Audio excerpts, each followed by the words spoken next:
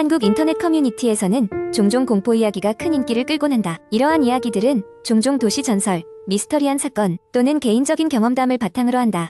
다음은 한국 인터넷에서 흔히 볼 수 있는 공포 썰로 상상 속의 이야기임을 명심해주길 바란다. 내가 겪었던 가장 무서운 일은 대학 시절 여름방학 때 친구들과의 캠핑 여행에서 벌어졌다. 그날은 서울을 벗어나 경기도의 한적한 산속 캠핑장으로 향했다. 그곳은 인터넷에서 꽤 유명한 장소였고 사람도 많이 찾는 만큼 안전할 것이라 생각했다. 우리는 점심 무렵에 도착해서 텐트를 치고 산속을 탐험하기 시작했다. 경관은 아름다웠고 하늘은 맑았다. 한참을 걷다가 우리가 발견한 것은 오래된 버려진 건물이었다. 이곳이 언제 어떻게 지어졌는지 알 순 없었지만 겉보기에는 병원처럼 보였다.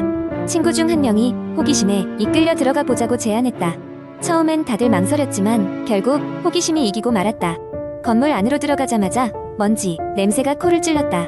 긴 복도를 따라 어슴푸레한 빛이 여러 방으로 이어졌다. 대부분의 방은 비어 있었지만 몇몇 방에서는 낡은 의료 장비와 침대들이 남아 있었다. 한 방에서는 낡은 의무 기록이 가득 쌓여 있었고 우리는 희미하게나마 문서를 살펴보다가 소름 끼치는 내용을 발견했다. 몇몇 기록에는 실험체로 불리는 사람들의 이름과 상태가 적혀 있었고 눈에 띄게 붉은 잉크로 실패란 글자가 새겨져 있었다.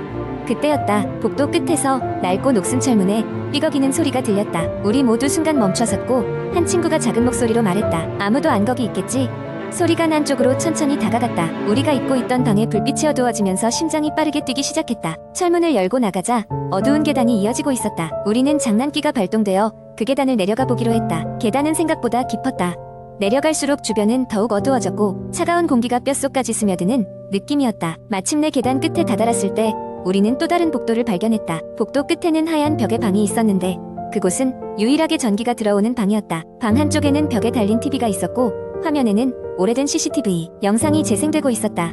CCTV 화면에는 비어있는 복도의 모습이었지만 우리는 이내 무언가 이상한 것을 발견했다. 영상 속 복도의 어귀에 불투명한 그림자가 서성이고 있었고 그 그림자는 서서히 우리 쪽으로 다가오고 있었다. 그 순간 우리 중 한 친구가 비명을 지르며 달아났다. 남은 친구들과 나도 뒤쫓아 도망쳤다. 낡은 건물을 빠져나와 캠핑장으로 돌아오는 길에는 오싹한 기분이 가시질 않았다. 잠시 후 우리는 텐트 근처에서 떨리는 몸을 안정시킬 수 있었다. 그날 밤 우리는 거의 잠들지 못했다. 후에 그 건물에 대해 조사해본 바로는 그곳은 한때 전염병 치료를 목적으로 사용되던 병원이었고 여러 비극적인 사건이 있었던 장소라고 했다. 결국 그날 이후 우리는 캠핑을 일찍 마무리하고 집으로 돌아왔다. 그 후로도 한동안 꿈속에 낡은 병원과 검은 그림자가 나타나곤 했다. 때때로 그날 건물 안에서 봤던 CCTV 영상의 섬뜩한 느낌이 생생하게 떠오르며 마치 그림자가 여전히 나를 따라다니는 것 같은 기분이 들곤 한다. 친구들과 만날 때마다 여전히 그날의 이야기를 하며 섬뜩했던 순간을 되새기곤 한다. 이 이야기는 당시에는 믿을 수 없을 정도로 오싹했지만 지금은 그저 무서운 기억으로 남아있다. 두 번째 이야기 한국 인터넷에는 다양한 공포 이야기들이 많이 공유됩니다. 그 중에서도 한 가지 인상 깊었던 이야기를 길게 풀어보겠습니다. 이 이야기는 무서운 밤의 산장에서 일어난 기묘한 사건을 다룹니다. 몇 해 전 친구들과 나는 가을이 깊어가는 주말에 강원도의 한 산장을 빌려 2박 3일 동안 휴가를 보내기로 했다. 그 산장은 숲 깊숙한 곳에 위치해 있어서 밤이면 주위가 정말 깜깜했다. 5명의 친구들이 합류했고 우리는 도시의 지친 몸과 마음을 달래기 위해 그곳으로 떠났다. 첫날 오후에 도착했을 때 산장은 한적하고 고요했다. 고풍스러운 외관과는 달리 내부 시설은 꽤나 현대적이었기에 우리는 금세 그곳에 보금자리를 잡았다. 각자 방을 정하고 짐을 풀고 나서 우리는 저녁 식사를 준비하기 시작했다. 해가 완전히 진 후에는 모두 거실에 모여서 이야기꽃을 피웠다. 그런데 시간이 새벽에 가까워질 무렵 외부에서 이상한 소리가 들려왔다. 바람소리 같기도 하고 누군가의 쉼소리 같기도 한 그것은 간헐적으로 들려왔다. 처음에는 모두 장난삼아 동물 소리이겠거니 했지만 점점 그 소리가 우리를 불안하게 만들기 시작했다. 혹시나 하는 마음에 우리는 플래시라이트를 들고 밖으로 나가보기로 했다. 문을 열고 나가자마자 차가운 공기가 우리의 피부에 닿았다. 달빛 아래에서 본 주변은 몽환적으로 아름다웠다. 그러나 그 아름다움에는 은밀한 공포가 숨어 있었다. 우리는 조심스럽게 주변을 살폈지만 아무것도 발견하지 못했다. 마치 소리가 바람에 날아가듯 사라져 있었다. 이윽고 집으로 돌아와 문을 걸어 잠그고 다시 모였다. 우리 중 한 명인 민수는 평소에도 미스터리와 흥미로운 이야기들에 관심이 많았기에 이번 일을 계기로 이 장소에 뭔가 사연이 있는 게 아닐까 라며 호기심을 보였다. 하지만 나머지 사람들은 대수롭지 않게 여기며 잠에 들기로 했다. 둘째 날은 별다른 사건 없이 지나갔다. 산책을 하고 친구들과 함께 장난스러운 게임을 즐기며 웃음 가득한 시간을 보냈다.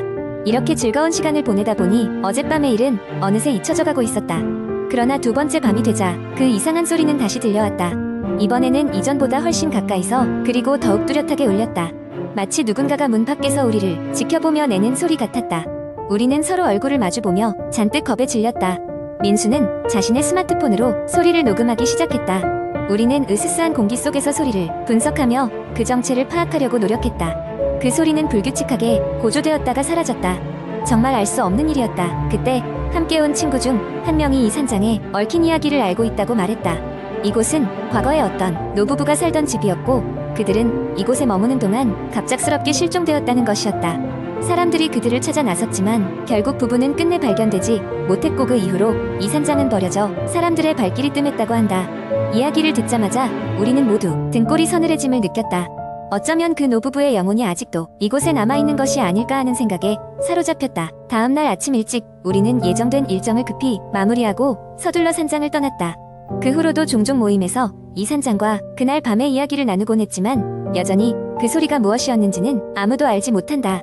시간이 지나도 그날 밤의 일은 우리에게 풀리지 않는 미스터리로 남아있다. 그 이야기 이후로 우리 친구들은 다시는 그런 외진 산장에 머무르자는 말을 꺼내지 않았다. 하지만 그날 밤의 기묘한 소리는 여전히 우리의 뇌리에 선명하게 남아있어 때때로 우리의 대화 속의 흉흉한 기운처럼 떠오르곤 한다. 세 번째 이야기 한 곡, 인터넷에서 흔히 볼 수 있는 공포 썰은 대개 실화인지 픽션인지 모호한 경계를 가지고 있습니다. 이런 이야기는 입소문을 타고 퍼져나가며 독자들에게 일상 속의 불안감을 자극합니다. 이제 긴 공포 이야기를 시작해보겠습니다.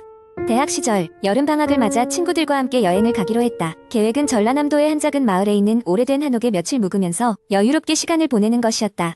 우리는 그곳에 도착하자마자 마을 사람들에게 들뜬 마음으로 몇 가지 이야기를 들었다. 그중 가장 흥미로운 것은 우리가 머무를 한옥이 한때 마을에 대가족이 살았던 곳이라는 것이었다.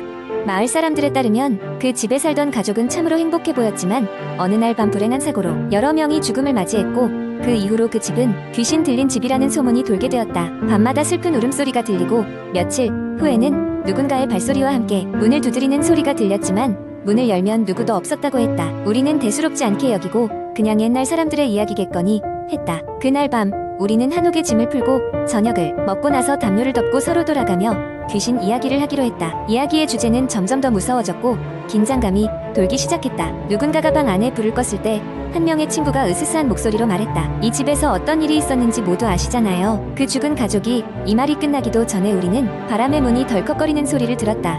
모두 깜짝 놀라 소리를 지르며 등을 기대 앉았다. 서로의 얼굴은 이미 창백해져 있었다. 분위기를 바꾸기 위해 우리는 잠시 다른 이야기를 하고 이내 잠자리에 들기로 했다. 자정이 가까워질 때쯤 나는 갑자기 깨버렸다.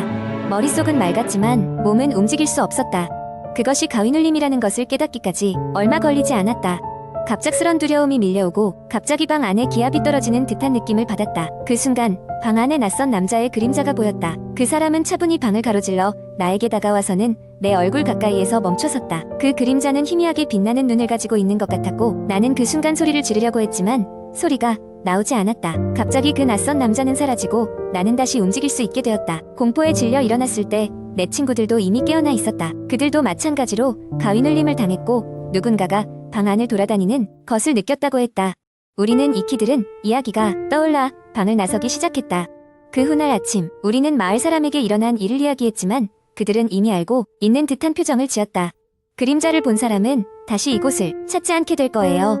한 할머니는 작은 소리로 말했다. 우리는 그날로 그 마을을 떠났고 더 이상 그 한옥에 대해 이야기하지 않았다. 시간이 흘러 그날의 일은 희미해졌지만 그날 밤의 섬뜩한 기억은 여전히 꿈속에서 가끔씩 나를 찾아온다. 그리고 나는 아직도 그 마을을 지나칠 때마다 그 한옥을 떠올린다. 누군가 아직도 그곳에 머무르고 있을지 모른다고 생각하면서